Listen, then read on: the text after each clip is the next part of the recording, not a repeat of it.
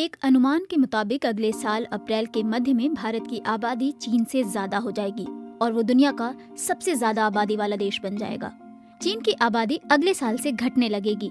पिछले साल वहाँ 1,06,00,000 लोगों ने जन्म लिया, जो कि उस साल मरने वालों की संख्या से थोड़ा ही ज्यादा था। उसका मुख्य कारण फर्टिलिटी रेट में भारी गिरावट थी। हाल के दशकों में भारत में भी फर्टिलिटी रेट में काफी गिरावट देखी गई है। साल 1950 में भारत में प्रजनन दर जहां 5.7 थी, वहीं आज भारत की एक महिला औसतन 2 बच्चों को जन्म देती है। जनसंख्या विशेषज्ञों का कहना है कि चीन ने ये सब कुछ हासिल करने के लिए मानवाधिकार का उल्लंघन किया।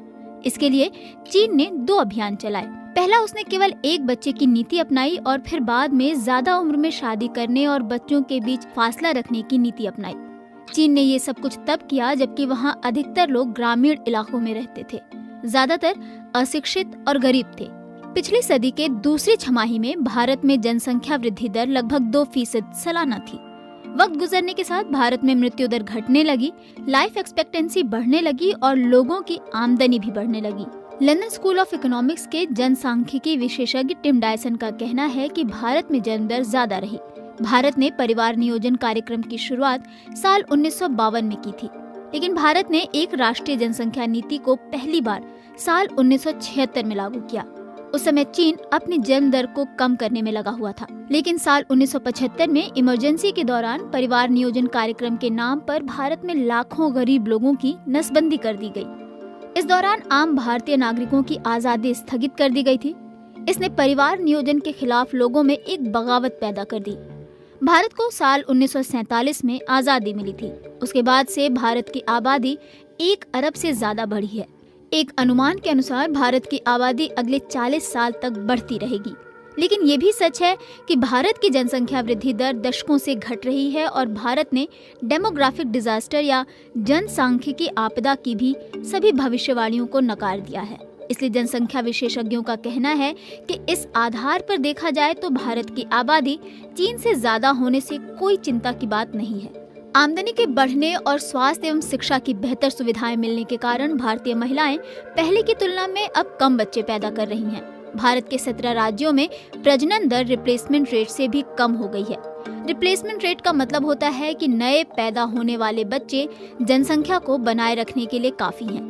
भारत के दक्षिणी राज्यों में जन्म दर में कमी उत्तर भारत की तुलना में ज्यादा तेजी से देखी गई है। भारत की आबादी चीन से अधिक होने के बाद संयुक्त राष्ट्र सुरक्षा परिषद के स्थायी सदस्य होने में भारत की दावेदारी मजबूत हो सकती है। भारत के लिए एक और अच्छी खबर है। दुनिया भर में 25 साल से कम उम्र के लोगों में हर 5 लोगों में से एक भारतीय है। खुद भारत में 47% लोगों की उम्र 25 साल से कम है। मौजूदा भारत की 2/3 आबादी ने 90 के दशक के बाद जन्म लिया है और भारत ने आर्थिक सुधार की शुरुआत कर दी थी। भारत को अगर डेमोग्राफिक डिफेंडेंट यानी जनसांख्यिकी लाभांश लेना है तो उसे अपने युवाओं के लिए उसी मात्रा में नौकरियां पैदा करनी होंगी।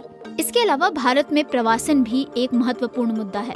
भारत में करीब 20 करोड़ लोग आंतरिक स्थानांतरण के शिकार हैं और उनकी तादाद अभी और बढ़ेगी। जनसंख्या विशेषज्ञ कहते हैं कि भारत में बाल विवाह को रोकने की भी जरूरत है और जन्म और मृत्यु को सही तरीके से पंजीकृत करना भी बेहद जरूरी है। जन्म के समय असमान लिंग अनुपात यानी कि लड़कियों से ज्यादा लड़कों की पैदाइश अभी तक एक चिंता है। इसके अलावा जनसंख्या नियंत्रण का नारा भी मुसलमानों को निशाना बनाने के लिए ज्यादा दिया जाता है। हालांकि प्यू रिसर्च सेंटर की एक रिपोर्ट के अनुसार भारत में धार्मिक समूहों के बीच जन्म दर में फासला पहले की तुलना में दिन ब दिन कम होता जा रहा है।